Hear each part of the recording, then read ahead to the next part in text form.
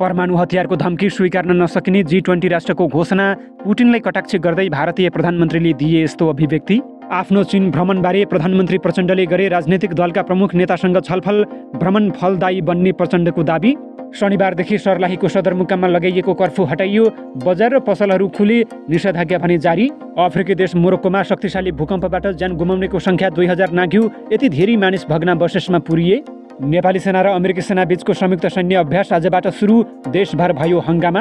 अफ्रिकी देश मोरोक्कोमा गएको भूकम्पबाट सबै नेपाली सकुशल रहेको दूतावासले गरायो जानकारी। चिनिया राजदूतको अभिव्यक्ति खेदजनक भएको शशाङ्क कोइरालाको दाबी। ब्राजिललाई अध्यक्षता हस्तान्तरण गर्दै भारतमा आयोजित G20 सम्मेलन भयो सम्पन्न। भारतसँगको खेलमा पाकिस्तानले जित्यो टस। एमसीसी कार्यान्वयन हुने बित्तिकै अमेरिकी सेना नेपाल आइपुग्नुको कारण के हो भन्दै सांसद प्रेम सुवालले गरे प्रचण्डलाई प्रश्न। चिनिया राजदूतको अभिव्यक्ति नेपालको हितमा भएको गरे दाबी। काठमाडौँ र चीनको छिन्ताओ शहरबीच सीधा हवाई सेवा आजबाट सुरु। चिनिया पर्यटक मनकै भित्रने चिनिया राजदूतको दाबी। पद्मा रेलवे परियोजना अन्तर्गत बङ्गलादेशमा चीनले बनाइदियो यति खतरनाक रेलमार्ग। केही दिनमै उद्घाटन गर्ने जानकारी। र चीन भ्रमणमा रहेका एमाले महासचिव पोखरेलले गरे माओ त्से-तुङको समाधि स्थलको दर्शन। पछिल्लो समय नेपालको क्रियाकलापबाट चीन रिसाएको एमाले उपमहासचिव प्रदीप गिमालीको दाबी। नमस्कार। ग्रेटर नेपाल टिभीले तयार पारेको अन्तर्राष्ट्रिय समाचारहरूको सङ्गालो ग्रेटर न्युजबाट विवश बुढाथोकीको यहाँलाई हार्दिक स्वागत छ। दिनभरिका राष्ट्रिय तथा अन्तर्राष्ट्रिय समाचारहरूको सङ्गालो ग्रेटर न्युज अब विस्तारमा। विश्वका शक्तिशाली अर्थतन्त्रयुक्त मुलुकको समूह G20ले परमाणु हतियारको धम्की वा त्यसको प्रयोग स्वीकार गर्न नसकिने घोषणा गरेका छन्। भारतमा शनिबारदेखि सुरु भएको G20 समूहको शिखर सम्मेलनले पारित गरेको घोषणापत्रले युक्रेन युद्धलाई औल्याउँदै दिगो शान्तिको पक्षधरता देखाएका हुन्। रुसको नाम नलिई G20 सदस्य मुलुकले बाली घोषणापत्रको स्मरण गराएका छन्, जसअनुसार युक्रेनमा दिगो शान्तिका लागि सबै देशले संयुक्त राष्ट्रसङ्घको बडापत्रको सिद्धान्त अनुसार काम गर्नुपर्नेमा जोड दिएका छन्। घोषणापत्रमा सदस्य राष्ट्रहरूलाई आफ्नो सिमाना विस्तार गर्न बल प्रयोग वा धम्कीबाट अलग रहन पनि स्मरण गराइएको छ। सो घोषणापत्रमा भारतका प्रधानमन्त्री नरेन्द्र मोदीले रुसका राष्ट्रपति भ्लादिमिर पुटिनलाई लक्षित गर्दै अहिलेको युग युद्धको होइन भन्नुभएको विषय प्रष्ट रहेको बीबीसीले उल्लेख गरेको छ। विश्वका शक्तिशाली अर्थतन्त्रयुक्त मुलुकको समूह G20को यस वर्षको शिखर सम्मेलन शनिबारदेखि भारतको दिल्लीमा सुरु भएको हो। नजिकको मित्र चिनिया राष्ट्रपतिको अनुपस्थितिमा सुरु भएको सम्मेलनले नयाँ मित्र अफ्रिकी सङ्घको साथ लिन सफल भएको छ। यो सँगै G20 समूहले चिनिया राष्ट्रपतिको उपस्थिति बिना नै सहमतिमै G20 दिल्ली घोषणापत्र ल्याउन सफल भएको हो। त्यसको जानकारी दिँदै भारतका प्रधानमन्त्री नरेन्द्र मोदीले भनेका छन्, हाम्रो समूहको कडा परिश्रम र तपाईहरू सबैको सहयोगले नयाँ दिल्ली G20 घोषणामा सहमति भएको छ।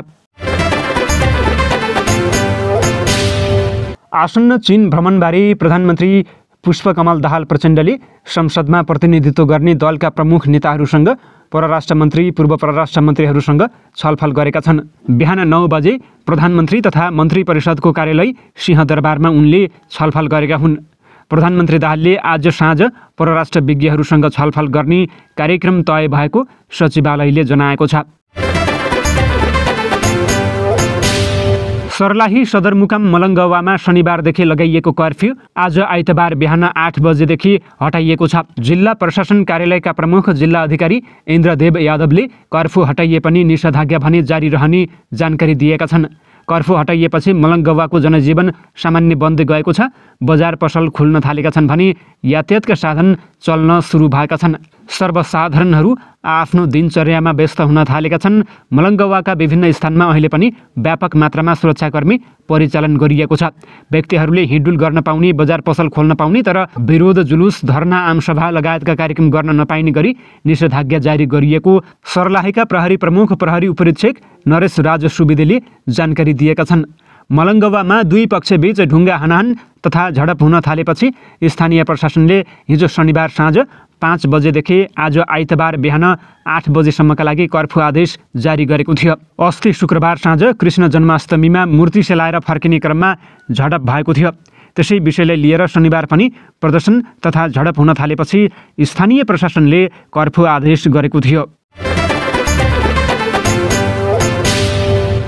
मोरक्कोमा विनाशकारी भूकम्पमा परि अहिलेसम्म 2012 जनाले ज्यान गुमाएका छन् भने 59 जना घाइते भएका छन्। मोरक्कोमा भूकम्पमा परि निधन भएकाहरूप्रति श्रद्धाञ्जली व्यक्त गर्न शनिबार 3 दिने राष्ट्रिय शोकको घोषणा गरिएको छ।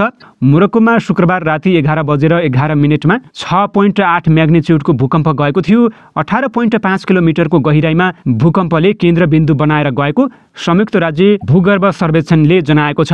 भूकम्पको केन्द्रबिन्दु मोरक्कोको चौथो ठूलो सहर लोकप्रिय पर्यटकीय गन्तव्य मराकेसबाट 70 किलोमिटर दक्षिण-पश्चिम रहेको अल हाउज प्रान्तको अघिल सहर नजिक रहेको छ। भूकम्पमा परि मृत्यु हुनेमा धेरैजसो भूकम्पको केन्द्र नजिकैको दुर्गम पहाडी क्षेत्रमा रहेका बासिन्दा भएको स्थानीय सञ्चार माध्यमले जनाएका छन्। भूकम्पका कारण सडक क्षतिग्रस्त हुँदा उद्धार कार्यमा समस्या भएको छ। रबात र कासाब्लान्का लगायतका मोरक्कोका धेरै सहरहरूमा भूकम्पको धक्का महसुस भइरहेको छ। तौरा डान्ट र माराकेस सहरहरूमा धेरै घरहरू भत्किएको स्थानीय सञ्चार माध्यमले जनाएका छन्। रेड क्रस सोसाइटी अफ चाइनाले शनिबार मोरक्कन रेड क्रिसेन्टलाई उद्धारको लागि $2 लाख अमेरिकी डलर सहयोग गरेको छ। Arab League, Egypt, UAE, Palestine, Saudi Arabia, Qatar, Tunisia, Lebanon र लिबिया लगायतका देशले पनि सहयोग गरेका छन्। टर्कीको सुरक्षा बलले दक्षिण पूर्वी दियारबाकिर प्रान्तमा बम आक्रमणको योजना बनाइरहेका 5 आतंकवादीलाई पक्राउ गरेको छ। टर्कीका आन्तरिक मन्त्री अली एर्लियाकाले प्रतिबन्धित कुर्दिस्तान वर्कर्स पार्टी PKK-लाई उल्लेख गर्दै आतंकवादी सङ्गठनका लागि काम गर्दै आएका 5 जनालाई पक्राउ गरिएको बताएका हुन्। संयुक्त राज्य अमेरिका र युरोपेली सङ्घद्वारा आतंकवादी सङ्गठनका रूपमा सूचीकृत PKK-ले 3 दशकभन्दा बढी समयदेखि टर्की सरकार विरुद्ध विद्रोह गर्दै आएको छ। नेपाली सेना र अमेरिकी सेनाबीचको संयुक्त सैन्य अभ्यास आजदेखि सुरु भएको छ। संयुक्त सैन्य अभ्यास असोज 12 गतेसम्म भक्तपुरको नगरकोटमा चल्नेछ। यो अभ्यासमा नेपाली 30 र अमेरिकी 12 जना गरी 42 जना सैनिक सहभागी रहेका नेपाली सेनाका प्रवक्ता सहायक रथी कृष्ण प्रसाद भण्डारीले जानकारी दिनुभयो। उहाँका अनुसार यो हरेक वर्ष हुने नियमित अभ्यास हो। यसअघि 39औं अभ्यास भइसकेको छ। संयुक्त अभ्यास मुख्य गरी विपद व्यवस्थापन, खोज तथा उद्धार, मानवीय सहायता लगायतका विषयमा केन्द्रित हुनेछ। नेपाली सेनासँगको संयुक्त अभ्यासका लागि अमेरिकी सेनाको विशेष फौज गएको बिहीबार काठमाडौँ आएको हो। नेपाली सेनाले अमेरिकाका साथै बेलायत, भारत, चीन, श्रीलङ्का, मङ्गोलिया, बङ्गलादेश, इजरायल लगायतका देशसँग पनि संयुक्त तालिम र अभ्यास गर्दै आएको छ। सैन्य र प्राविधिक क्षमताका हिसाबले अगाडि रहेका देशका सेनाहरूसँगको तालिमले उनीहरूको ज्ञान नेपाललाई हस्तान्तरण हुने रथी भण्डारीले बताएका छन्। भारतको नयाँ दिल्लीमा भइरहेको G20 सम्मेलनका क्रममा शनिबार अमेरिकाका राष्ट्रपति जो बाइडेनले बङ्गलादेशकी प्रधानमन्त्री शेख हसिनासँग सेल्फी खिचेका छन्। सम्मेलनमा भाग लिन बाइडेन र शेख हसिना शुक्रबार नयाँ दिल्ली पुगेका हुन्। शिखर सम्मेलनमा 30 भन्दा बढी राष्ट्र प्रमुख र उच्च अधिकारी सहभागी भएका छन्, जसमा 14 वटा अन्तर्राष्ट्रिय संस्थाका प्रमुख पनि रहेका छन्। भारतका राष्ट्रपति द्रौपदी मुर्मुले शनिबार सम्मेलन स्थल भरत मण्डपमा सहभागी विदेशी पाहुनाहरूका लागि रात्रि भोजको आयोजना गरेकी थिइन्। अफ्रिकी राष्ट्र मोरक्कोमा रहेका सबै नेपाली सुरक्षित रहेको इजिप्टको कायरो स्थित नेपाली दूतावासले जनाएको छ। इजिप्ट स्थित नेपाली दूतावासले मोरक्को सहित 17 देशलाई हेर्ने गर्दछ। शुक्रबार राति गएको 6.8 म्याग्निच्युडको शक्तिशाली भूकम्पका कारण मोरक्कोमा 2000 भन्दा बढी मानिसको मृत्यु भइसकेको छ। मोरक्कोमा भूकम्पपछि खोजी तथा उद्धार कार्य जारी रहेको छ। मोरक्कोमा रहेका 50 जना जति नेपालीहरू दूतावासको सम्पर्कमा आउनु भएको छ। त्यहाँ रहेका नेपालीको सङ्ख्या लगभग यति नै हो। मोरक्को समेत हेर्ने जिम्मेवारी पाएका इजिप्टका लागि नेपाली राजदूत सुशील कुमार लम्सालले बताएका छन्, अप्रिय समाचार आएको छैन, सबै नेपाली सुरक्षित नै हुनुहुन्छ। भूकम्पका कारण संरचना भत्किँदा पुरिएर हालसम्म 2012 जनाको मृत्यु भएको अमेरिकी न्युज च्यानल CNN ले जनाएको छ। भूकम्पका कारण संरचना भत्किएर पुरिँदा गम्भीर घाइते भएका 1404 जनाको अस्पतालमा उपचार भइरहेको छ। नेपाली काङ्ग्रेसका पूर्व महामन्त्री डाक्टर शशाङ्क कोइरालाले केही दिन अघि चिनिया राजदूत छन सोङले दिएको अभिव्यक्ति कूटनीतिक मर्यादा विपरीत भएको टिप्पणी गरेका छन्। केही दिन अघि राजधानीमा आयोजित एक कार्यक्रममा बोल्दै चिनिया राजदूत सोङले नेपालले भारतमा निर्यात गरिरहेको विद्युतबाट घाटा बेहोरिरहेको बताएका थिए। नेपाल प्रेस युनियन रामेछापले आयोजना गरेको पत्रकार सम्मेलनमा काङ्ग्रेस नेता डाक्टर कोइरालाले चिनिया राजदूतको अभिव्यक्तिलाई सरकारले नोटिसमा राख्नुपर्ने बताएका छन्। चीन र भारत दुवै मित्र हुन्। उनले भने काठमाडौँमा रहेर एकले अर्काको बारेमा टिप्पणी गर्नु कूटनीतिक मर्यादा विपरीत हो। सदस्य सङ्ख्याका हिसाबले सम्भवतः संयुक्त राष्ट्रसङ्घ UN र असंलग्न आन्दोलन नामपछि करिब 100 राष्ट्र सदस्य रहेको अन्तर सरकारी मञ्च समूह G20 को शिखर सम्मेलन भारतको राजधानी नयाँ दिल्लीमा आज सम्पन्न भएको छ। G20 को अध्यक्ष देश भारतका प्रधानमन्त्री नरेन्द्र मोदीले भारत मण्डपमा आयोजित समापन समारोहमा समूहको 18औं शिखर सम्मेलन समाप्त भएको घोषणा गर्दै नयाँ दिल्ली बैठकको समीक्षा आगामी नोभेम्बरको अन्त्यतिर श्रव्य दृश्य भर्चुअल समीक्षा बैठक गर्ने प्रस्ताव गरेका छन्। आगामी नोभेम्बरसम्म भारत समूहको अध्यक्ष रहनेछ। गत वर्ष डिसेम्बर 1 मा बालीमा भएको 17औं शिखर सम्मेलनमा भारतले समूहको अध्यक्षता ग्रहण गरेको थियो। तपाईँ सबैलाई ज्ञात छ, नोभेम्बर 2023 सम्म G20 अध्यक्षको जिम्मेवारीमा भारत रहेको छ। यी 2 दिनमा तपाईँ सबैले धेरै सुझाव दिनुभयो र प्रस्ताव राख्नुभयो। ती विषयहरूमा कसरी प्रगति गर्न सकिन्छ भनेर समीक्षा गर्नु हाम्रो कर्तव्य हो। आगामी नोभेम्बरको अन्त्यमा भर्चुअल बैठकका निम्ति म यहाँ प्रस्ताव गर्न चाहन्छु। आशा छ तपाईहरू त्यसमा सहभागी हुनुहुनेछ। यससँगै G20 शिखर सम्मेलन समापन भएको घोषणा गर्दछु। अन्तर्राष्ट्रिय आर्थिक सहयोगका लागि प्रस्ताव गरिएका प्रस्तावको समीक्षा आवश्यक भएको बताउँदै दिल्ली शिखर सम्मेलन समाप्त भएको घोषणा गर्नुअघि प्रधानमन्त्री मोदीले ब्राजिलका राष्ट्रपति लुइस इनासियो लुला दा सिल्भालाई G20 को प्रतीकात्मक हथौडीसँगै अध्यक्षता हस्तान्तरण गरे। चक्रीय प्रणाली अनुसार G20 को अध्यक्षता ब्राजिललाई हस्तान्तरण गरिएको हो। आगामी डिसेम्बर 1 देखि 1 वर्षसम्म ब्राजिल समूहको अध्यक्ष हुनेछ। G20 को 19औं शिखर सम्मेलन पनि अब ब्राजिलमा हुनेछ। त्यसअघि इन्डोनेसियाका राष्ट्रपति जोको विडोडो र ब्राजिलका प्रधानमन्त्री लुइस इनासियो लुला डा सिल्भाले प्रधानमन्त्री नरेन्द्र मोदीलाई बिरुवा हस्तान्तरण गरेका थिए। भारतसँगको खेलमा पाकिस्तानले टस जितेको छ। एसिया कप क्रिकेटको सुपर 4 अन्तर्गत श्रीलङ्काको कोलम्बोमा हुन लागेको खेलमा पाकिस्तानले टस जितेको हो। भारत र पाकिस्तान बीच यो प्रतियोगितामा खेल हुनेछ। सेप्टेम्बर 2 तारिखमा भएको समूह चरणको खेल वर्षाका कारण रद्द भएको थियो। पाकिस्तानले सुपर 4 को पहिलो खेलमा बङ्गलादेशलाई 7 विकेटले हराएको थियो। भारतले सुपर 4 को पहिलो खेल खेल्न लागेको हो। आजको खेल वर्षाले प्रभावित हुन सक्ने अवस्थामा रिजर्भ डे राखिएको छ। आज खेल पुरा हुन नसकेमा भोलि हुनेछ। सुपर 4 मा भारत, पाकिस्तान, श्रीलङ्का र बङ्गलादेश रहेका छन्। हिजो भएको खेलमा श्रीलङ्कासँग 21 रनले पराजित बङ्गलादेशको फाइनल पुग्ने सम्भावना सकिएको छ। उसले अब भारतसँग खेल्न बाँकी रहेको छ। भारत र बङ्गलादेश बीचको खेल शुक्रबार हुनेछ। नेपाल मजदुर किसान पार्टीका सांसद प्रेम सुवालले नेपालमा अमेरिकी सेना आएको बारे प्रधानमन्त्रीलाई प्रश्न गरेका छन्। विदेश भ्रमणमा जानुअघि आइतबार प्रधानमन्त्री पुष्पकमल दाहाल प्रचण्डले बोलाएको सर्वदलीय बैठकमा सहभागी भएका सांसद सुवालले MCC को सम्झौता गर्दा अमेरिकी सेना आउँदैन भनिएको थियो, तर अहिले कसरी अमेरिकी सेना आयो भन्ने कुरा उठाएको बताएका छन्। संयुक्त राष्ट्रसङ्घ महासभामा गएका बेला युक्रेनमा गरे जस्तै युद्धमा फसाउनेतर्फ अमेरिकासँग सचेत हुन सुझाव दिएका छन्। यो विषयलाई अमेरिकासँग कूटनीतिक हिसाबले राख्न भनेको उनले बताएका छन्। अमेरिकाले युक्रेनलाई आणविक हतियार पठाउन लागेको दाबी गर्दै सांसद सुवालले अमेरिकाको त्यस्तो नीतिलाई सचेत गराउन सुझाव दिएको बताएका छन्। नेपालले असंलग्न परराष्ट्र नीति भन्ने तर सम्बन्ध चाहिँ हतियार उत्पादन र बिक्री गर्ने देशको पक्षमा रहेको भन्दै युद्ध गर्ने देशको पक्षमा लाग्न नमिल्ने बताएका छन्। उनले भने असंलग्न परराष्ट्र नीति भन्दै देश समाप्त हुने स्थिति आउँदैछ। तपाईले यसमा ख्याल राख्नुपर्छ भनेर प्रधानमन्त्रीलाई भनेको छु। MCC को सम्झौता गर्दा अमेरिकी सेना आउँदैन भन्नुभयो, तर अहिले कसरी अमेरिकी सेना आयो भन्ने कुरा उठाए उनले भनेका छन्। चीन भ्रमणको बारेमा सुझाव दिँदै चीनले गरेको विकासको अनुभव लिन, चीनले गरेको गरिबी निवारणको अनुभव लिन, उत्पादन क्षेत्रमा गरेको अनुभव लिन, हाम्रा 80 लाख युवालाई विदेशमा सस्तो ज्यामी बन्न पठाउने अनि यहाँ के उत्पादन हुन्छ भन्ने प्रश्न गर्दै चीनको अनुभव लिएर नेपालमा नै उत्पादन बढाउने काम गर्न सुझाव दिएको सांसद सुवालले बताएका छन्।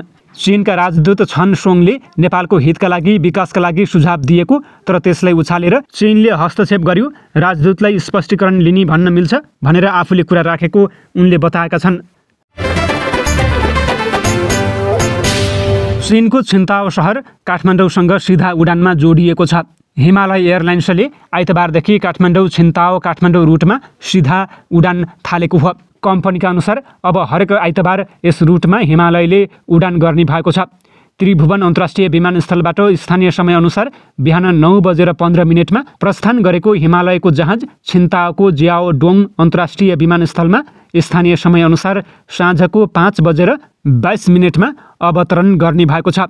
यो उडानको अवधि 5 घण्टा 50 मिनटको रहनेछ। पहिलो उडानमा कुल यात्रु सङ्ख्या 100 जना रहेका छन्। यो उडानको उद्घाटन संस्कृति पर्यटन तथा नागरिक उड्डयन मन्त्री सुदन किराँतीले गरेका छन्। नेपालका लागि चिनिया राजदूत चेङ सोङ, हिमालय एयरलाइन्सका अध्यक्ष झोउ येनयोङ र उपाध्यक्ष विजय श्रेष्ठ समेत उपस्थित रहेका थिए। छिन्ताओ चीनको महत्त्वपूर्ण व्यापारिक र वित्तीय केन्द्र हो। यो शहरले एसियालाई युरोपसँग जोड्छ। यो अवसरमा राजदूत सोङले काठमाडौँ छिन्ताओ काठमाडौँ उडान नेपाल चीन बीचको बढ्दो सहयोगको प्रमाण भएको बताएका छन्। मन्त्री किराँतीले यस रुटबाट हिमालय एयरलाइन्सले उल्लेखनीय चिनिया पर्यटक नेपाल भित्र्याउने विश्वास लिएका छन्। बङ्गलादेशमा चीनद्वारा निर्मित पद्मा पुल हुँदै बनेको मेगा रेलवे अर्को महिना उद्घाटन हुने भएको छ। चीनद्वारा निर्मित यात्रुवाहक डिब्बासहितको रेलवे सेवा नवनिर्मित रेल लाइनमा सञ्चालन गरी परीक्षण गरिएको हो। Belt and road initiative BRI अन्तर्गतको 172 किलोमिटर लामो रेलमार्ग चाइना रेलवे ग्रुप लिमिटेड CRCले निर्माण गरेको हो। यसमा एक्सपोर्ट इम्पोर्ट बैंक चाइनाको लगानी रहेको छ। रेलमा बङ्गलादेशकी रेल मन्त्री नुरुल इस्लाम सुजन, वरिष्ठ अधिकारी, सांसद र पत्रकारहरू सवार रहेका थिए। बङ्गलादेश र चीन बीचको आर्थिक सम्बन्ध राम्रो रहेको र भविष्यमा अझै सहयोग हुने अपेक्षा गरेको बङ्गाली सांसद सैफुज्जमान शेखरले बताएका छन्।